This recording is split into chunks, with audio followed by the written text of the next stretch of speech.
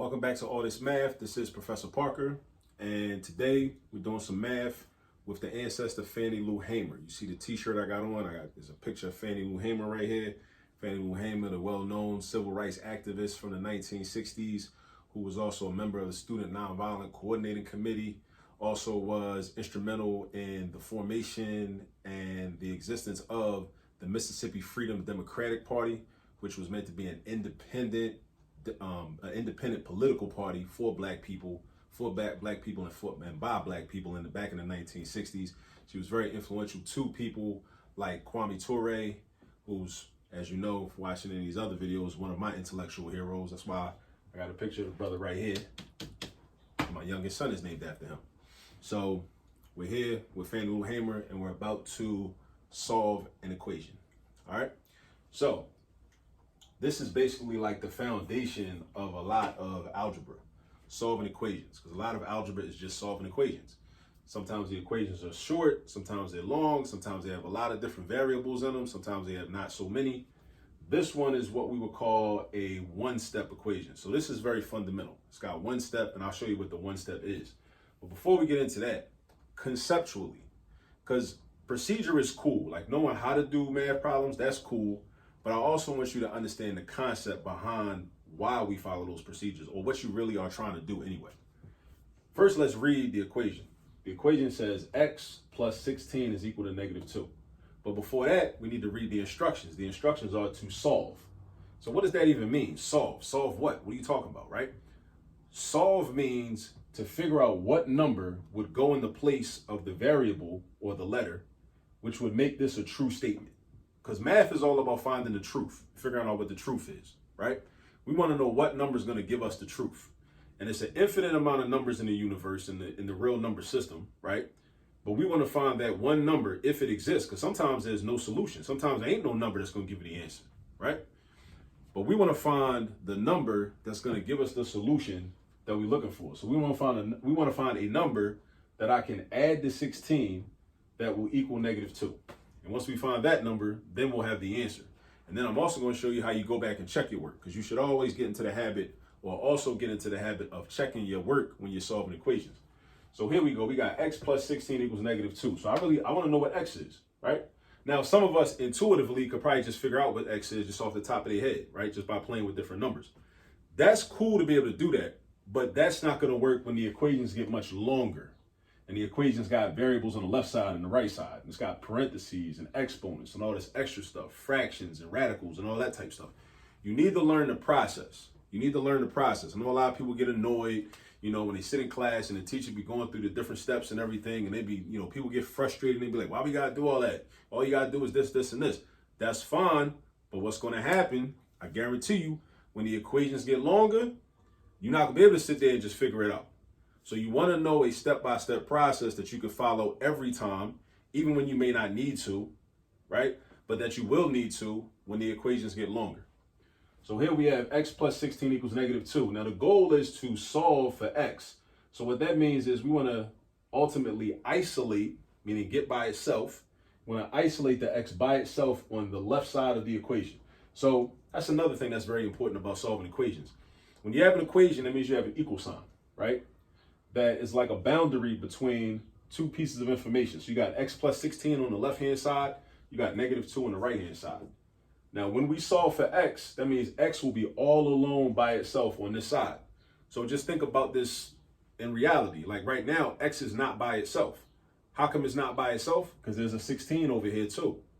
So in order to get x by itself, which means we will have solved the equation, we got to get rid of this 16. So the first thing is you need to know what to do. What we have to do is to get rid of 16. The second thing you got to know is how to do it. So you got to know the what and the how. And throughout all of mathematics, that's going to be a consistent reoccurring theme. You got to know what to do, and then you got to know how to do it. You got to know what to do and how to do it. Now, I just told you what to do is to get rid of 16. Now, the question of how to do it is using the property of inverses. The inverse property, meaning you basically just do the opposite operation. Now, what does that look like? This says 6 plus 16, right? Plus 16. So you ask yourself, you say, okay, well, what's the opposite of adding 16? And then you should understand that the opposite of adding 16 is subtracting 16. So the opposite of adding 16 is subtracting 16, right? So let's show that, and let's show it vertically. Some textbooks show it horizontally, but I'm gonna show it vertically. So right underneath of the plus 16, I'm gonna put minus 16, right? And draw a line. And then underneath of the negative 2, because here's another rule, right, that I'm gonna tell you about. Equations are all about balance. It's all about balance. So if on the left-hand side, I'm subtracting 16, that means that also on the right-hand side, I need to also subtract 16. So we got positive 16 minus 16, and also negative 2 minus 16. So notice what I'm doing. I'm trying to get rid of 16. I'm doing the opposite of what 16 is involved in. 16 is already being added. So the opposite of adding is subtracting. So I got 16 minus 16. But remember, whenever we solve equations, whatever we do on the left-hand side, we also have to do on the right-hand side. So now we're going to have negative 2 take away 16. So over here, 16 minus 16 is 0. And that's what I wanted.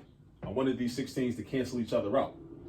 Over here, negative 2 minus 16, we have to know how to do arithmetic with negative numbers. So just imagine, on a number line, if you started at negative 2, and then we're going to subtract 16, when you subtract, you move to the left. Memorize that. Whenever you subtract, you move to the left, right? When you add, you move to the right. But when you subtract, you move to the left. So when you would move to the left 16 spaces, so you go negative 3, negative 4, negative 5, negative 6, negative 7, and so on and so on. By the time you move 16 spaces, you're going to end up at negative 18. That's why negative 2 minus 16 is negative 18. That's one way to look at it visually, right? Now in your classroom, your math teacher probably got like a number line taped to the wall, like above the dry erase board or something. They probably do. I should probably put one up here on this wall too. I keep saying I'm going to do that, but I haven't done it yet. But yeah, but negative 2 minus 16 is negative 18. Another way, practical way to look at that is this. Negative 2 represents you owing somebody $2. Minus 16 represents you borrowing $16 from them.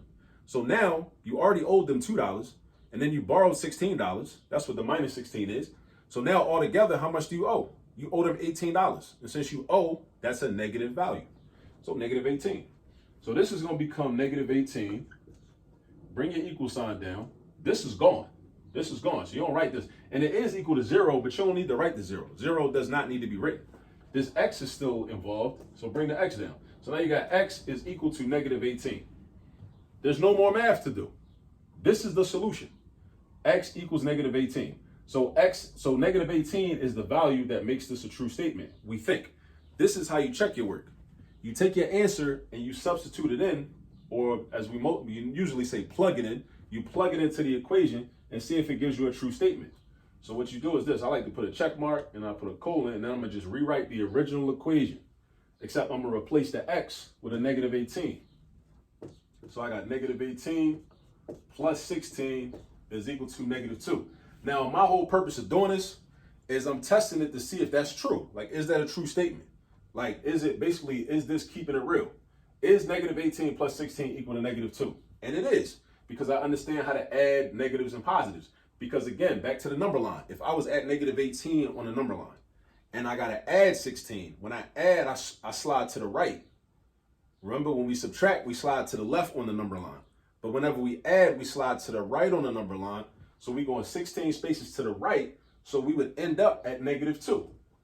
So that is true. Negative 2, this will be negative 2, and negative 2 does equal negative 2 because they're the same thing. So this is proof that this is a correct answer. And that's how you solve equations. Now, they're not all this simple. They're not all one-step equations. Sometimes they're two-step equations, 3 steps, 4 steps, 5 steps. It depends on what it looks like. I have video content on all the different types of equations that on this channel that you will ever see. But as long as you learn the process for how to solve equations, that process will work for any equation you see. It will. But that's the key. That's why you got to practice a lot. You got to practice a lot of examples and solving a lot of equations, and don't run from them, right? Don't run from them. You got to practice and do a lot of them. You got to run toward them. You got to practice and do a lot of them. So that way you could memorize the process and memorize how to do them. Okay? All right. So as I said, I showed you how to do this, how to solve this one-step equation. Now you know how to do it. Now go find some examples and practice, practice, practice. And I'll catch up with you on the next video. Peace.